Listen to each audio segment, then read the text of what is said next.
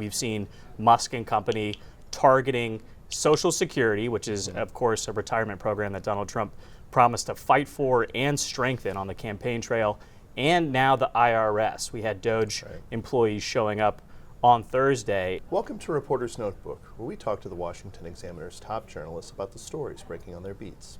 I'm Jim Antle, and I'm joined today by White House reporter Christian Datoc. Christian, President Trump's made an announcement about his favorite topic, tariffs. What are some of the details of what he had to say? Well, he's made a number of tariff announcements this week alone, Jim. Of course, we had the 25% steel and aluminum tariffs that expanded on the taxes he put on the metals during his first term in office. And it now also includes a number of downstream products, not just the raw materials themselves. But on Thursday, we got the big reciprocal announcement that everyone had been waiting for. This is a sea change when it comes to U.S. policy, and it essentially allows Trump to place reciprocating tariffs on any country that has trade barriers to U.S. exports. We don't know exactly when they will be implemented because senior aides are saying this is going to be on a country-by-country, a case-by-case basis. It's sort of another warning shot that Trump is sending not only to enemies but to allies like the European Union, which the administration is claiming put unfair taxes like VAT on American consumers. We don't know if it will play out, but I do expect a number of countries to come forward with their own sort of counter proposals to mitigate the effects of these pending tariffs. So one of the biggest set of headlines that Trump has generated since taking office has really been the Department of Government Efficiency, and Elon Musk has taken such a really big leadership role in that.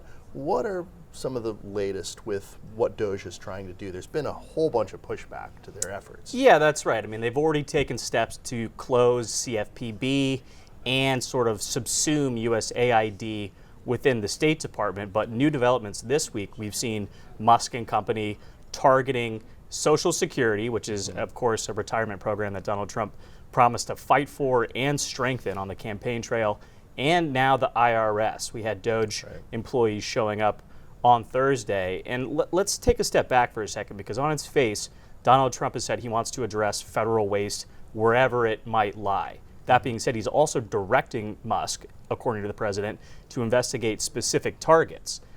The Social Security part of this in particular had even Republicans concerned, to say the least, because again, Donald Trump talked about eliminating taxes on Social Security, a policy that economists said would speed up the insolvency date, which is projected to come in just over a decade. And if Musk, potentially cuts employees or takes steps to move some of these, what they're calling fraudulent beneficiaries, off the payment list, it might speed up that process. Now, this is still early days. They haven't announced any cuts at Social Security, but it's certainly something to keep an eye on, given the sort of backlash this is kicking up, not only with Democrats, but some Republicans now as well. So what they've tried to say is that any kind of cuts that they would do would be to the bureaucracy or to fraudulent payments or to overpayments, but they're not really going to touch the statutory benefits that the retirees receive.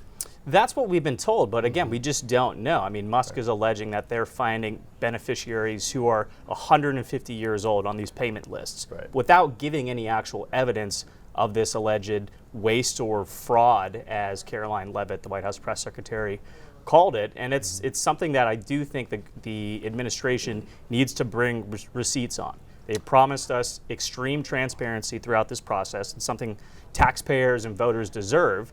And I think if they were able to come to the table and say, this is exactly the type of fraud or improper payments that we're finding, there'd be a lot less pushback instead of sort of cherry picking, $500 million here with USAID, DHS spending $22 billion to house illegal immigrants in New York. If they were able to present this in a more normalized and organized fashion, they would eliminate a lot of that opposition. So you mentioned the transparency. Elon Musk took questions from reporters inside the Oval Office with President Trump looking on. How did that go?